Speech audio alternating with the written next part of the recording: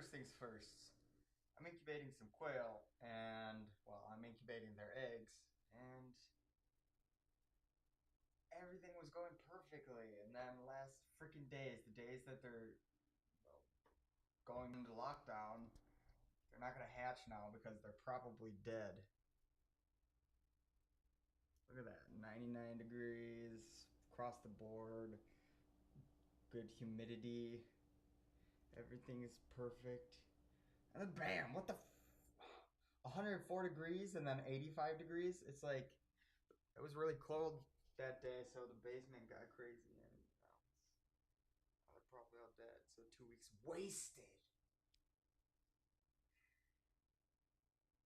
I'll keep incubating them. Maybe one will survive, but I think they're all dead.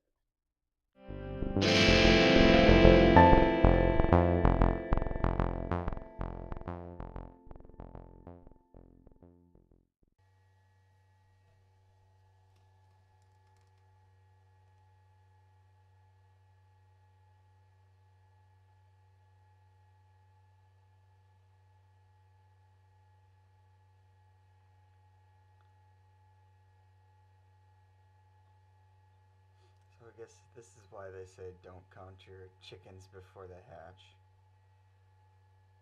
Even with that crazy fluctuation in temperature and humidity during lockdown, still got so many that are hatching.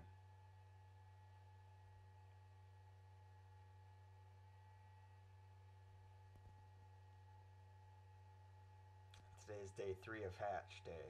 Well, it's the third hatch day. So I was, I was, I had already given up basically. But here you go. Got some chicks.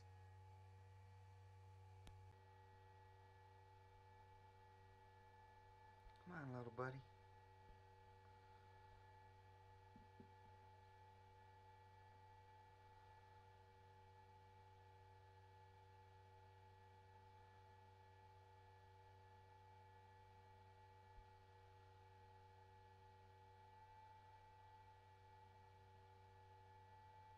There you go.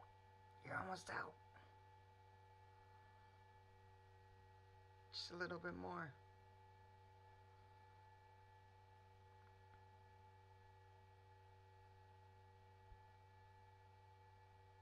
There you go.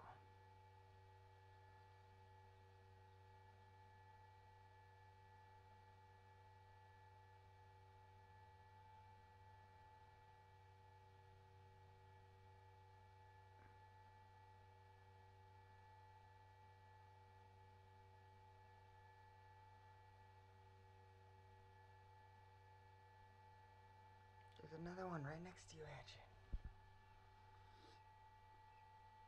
Get free.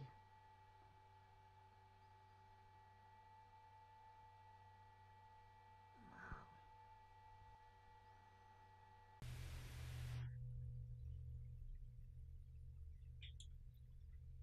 Okay, so today we need to work on the gravity-fed watering system. Kind of like what I've got with the quail.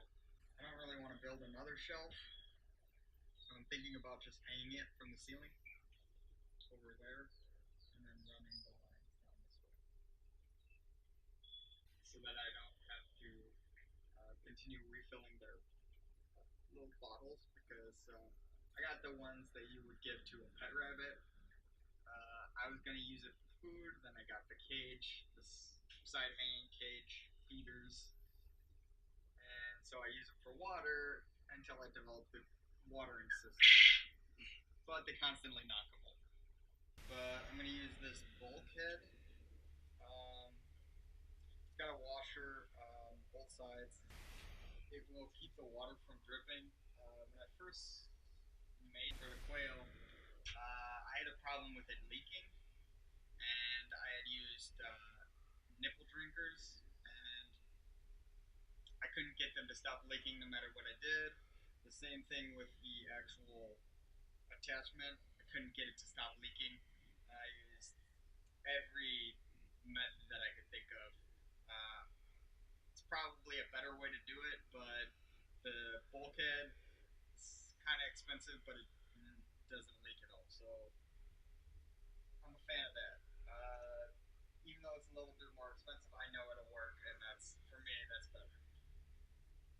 So we drill a hole inside, put this in, attach it. This side will be on the outside. This side will be on the inside, and then through pressure, this will keep sealed. And then I'll have an attachment that goes on the end of here, and then the shut-off valve, and then onto the actual tubing. So here are all of the surviving chicks. Ones that didn't drown. I can't even tell which is the one that I helped. It must have been healthy enough because it looks fine to me.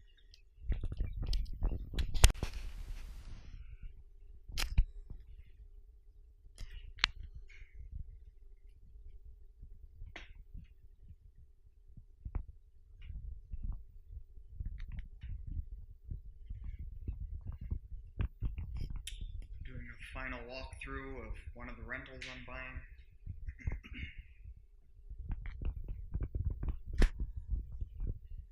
Not too bad.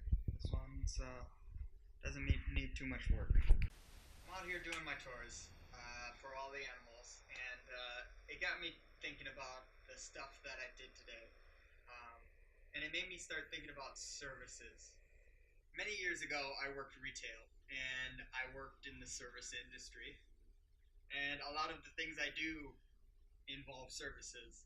And when I do something for someone, I try to do it to the best of my ability, and I do it with a good attitude.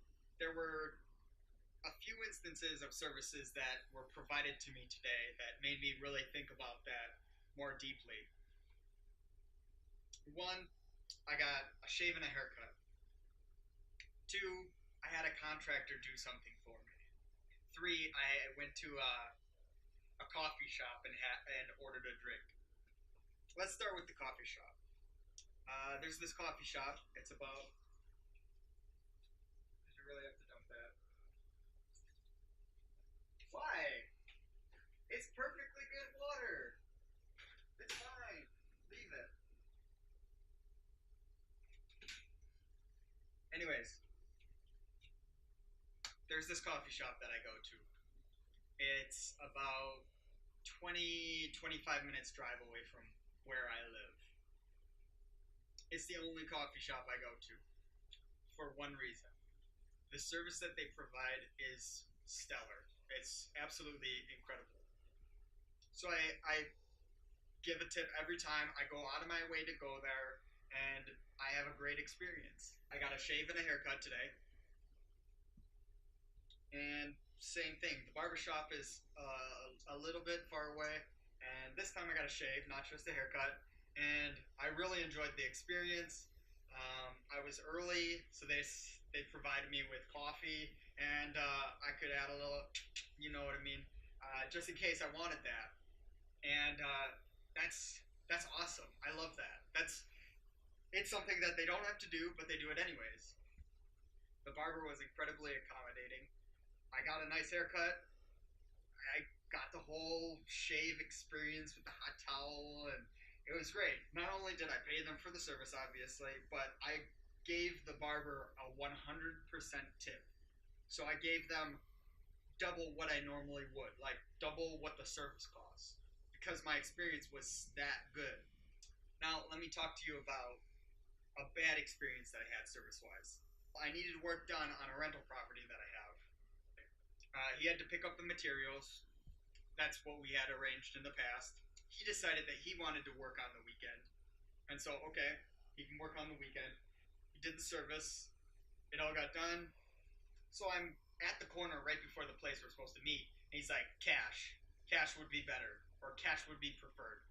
And I'm okay. I'm thinking, well, I'm already practically here. He's like, go to an ATM. Too late, man. I get there. I say, hey, look, I don't have a business debit card. I have to write you a check. And he's like, well, it's like, it's not even worth my time. Like, this job. I mean, it's a smaller job, and now I have to. Now the government's gonna know, and my wife is gonna know, and so I'm like, well, sorry, I was already here. He's like, well, whatever. It's now I'm screwed out of this much money from the government. I'm like, whatever. I'll write you a check for that amount as well, like total. He's like, oh well, if you're gonna do that, then it's no big deal. Oh, but my wife will know. You know, sometimes it's nice to have a little extra money that, or a guy needs his money, or something like that, something along those lines. Basically, I didn't really give a shit, and landlord face. I'm like, here's the money. He gives me a receipt for the amount minus that additional, and we go about our merry ways. But yeah, the moment he did that, I was instantly turned off by his service. In the long run, it's going to hurt his business or his relationship with me for this extra small amount.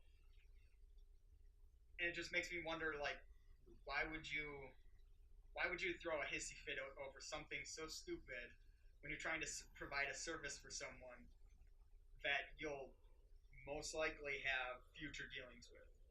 He was my go-to guy for any of this kind of work, and now he's going to be. I'll still use him if I can't find someone else, but I'm going to look for another contractor that can do this, and it's over something stupid. I just needed to get that off my chest and talk about that a little bit. And if you're in the service industry, just keep that in mind that a lot of people can provide the service that you offer, even if it's a specialized thing.